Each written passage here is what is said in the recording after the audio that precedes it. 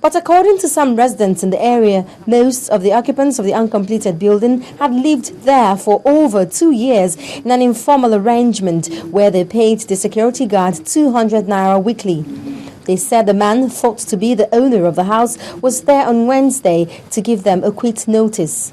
Early this morning, one of my KK members called me and said, "Am I aware of what is happening, that 9 of our boys have been killed by soldiers in Apo Zone E, legislative quarters?" I said, "What? What happened?" He now told me that the boys were sleeping there because they were homeless, that they work in Apo jurisdiction here. While there are conflicting accounts of the incident, 9 persons have been confirmed dead, 12 are receiving treatment at the Asokoro District Hospital, while some 28 men are allegedly being questioned by the State Security Service. Omelogo Nnadi, Channels Television News.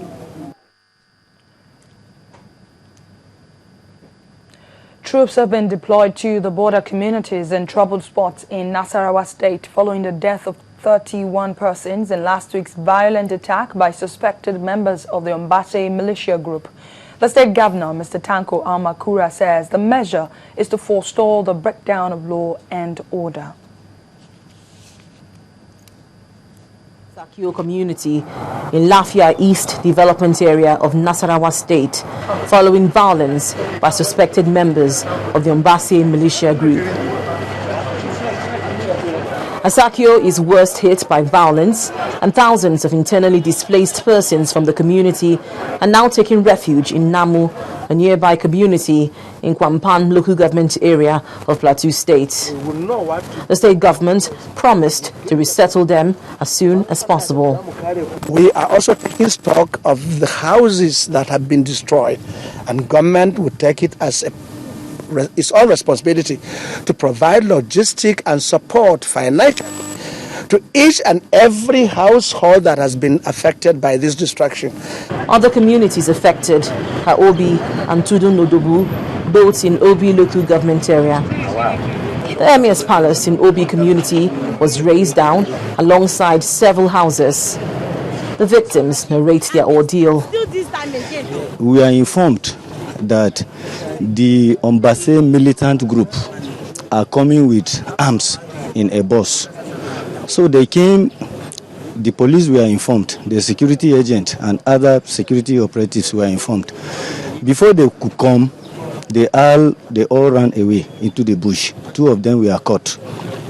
And because of that, they ambushed the road, the Tudun Adabu, a road through Obi Kiana axis, and they caught 2 of our people. That was how it all started. When everybody is preparing to go to its normal place of duty, just on sudden we start hearing gunshot all over. We are all confused. Children, all people you are seeing here, nobody took out his property, even a single one. The state government hopes that the huge presence of security operatives in the state will offer some respite for residents of the affected community. President Goodluck Jonathan has sacked 2 more of his aides. They are the Special Advisor on National Assembly Matters, Mrs. Joy Modi, and the Special Advisor on the New Partnership for Africa's Development, Dr. Tunji Olagunju. In a press statement signed by the President's Special Advisor on Media and Publicity, Dr. Ruben Abati, President Jonathan appreciated their services and wished them success for the future. Their removal is with immediate effect. Well, there's more to life beyond political appointments and government positions. This was evident in the huge reception organized for the former Minister of State for Defense, Mrs. Olushola Obada, when she returned to her home state of Osun.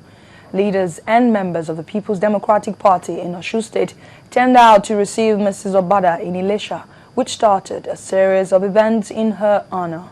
She thanked the president for his giving her the chance to serve in his cabinet and also appreciated top hierarchy of the armed forces during their support during her tenure in the Defense Ministry. It could well be described as the return of a heroine. After almost 3 years of national service, the former Minister of State for Defense returns to her roots, her hometown in Ilisha, Osun State, to a huge welcome.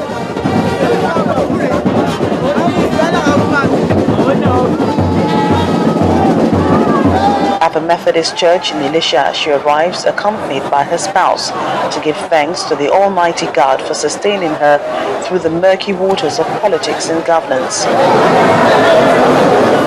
Let the Lord my soul and forget not all his benefits. You will ask yourself, why me? Why here? Why now? Many times we suffer not because we did anything wrong. Mrs. Olushola Obada's track record is extolled by people she worked with in government and politics. We in the National Assembly or in the committee in the Senate, we work with her. Our relationship very cordial, and we are very happy, and we wish her all the best. The procession of triumph continues through the streets into the warm embrace of the royal father, the paramount ruler of Ijesha land and his subjects. For the man who stood behind a successful woman, was it all worth the effort? For the first time, we have seen women warplane pilots, women who will fly warplanes in Nigeria. It never happened before. I give God the glory for using President Jonathan to give me that opportunity to serve my country. It was a pleasure working with the armed forces. While her political associates celebrate, what does the future hold for her political career? Once a politician, always a politician. Yes. The illustrious daughter has come home to be celebrated by her kinsmen.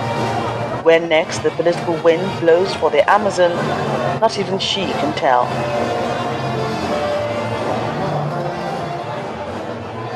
Still ahead on News Track, Royal Dutch Shell shuts down key oil pipeline. Well, that's on Business News. Please join us again.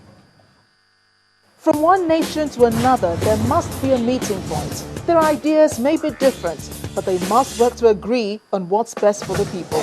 Diplomatic Channel untangles the discussions to bring out what's really important. Because it is our world, and it's our right to know how their decisions affect us.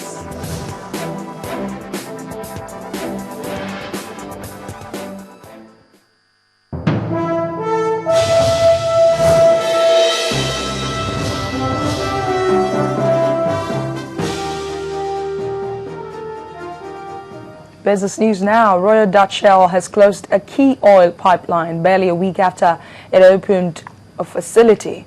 The company says leaks from the Trans-Niger pipeline have continued, causing a further shut-in of Bonny Light grade oil. Shell had announced on Monday that the 150,000 barrels per day pipeline has been reopened, prompting speculation that a force majeure may be lifted. Well, it's estimated that up to 100,000 barrels of crude oil were stolen by vandals in the Niger Delta in the first quarter of this year.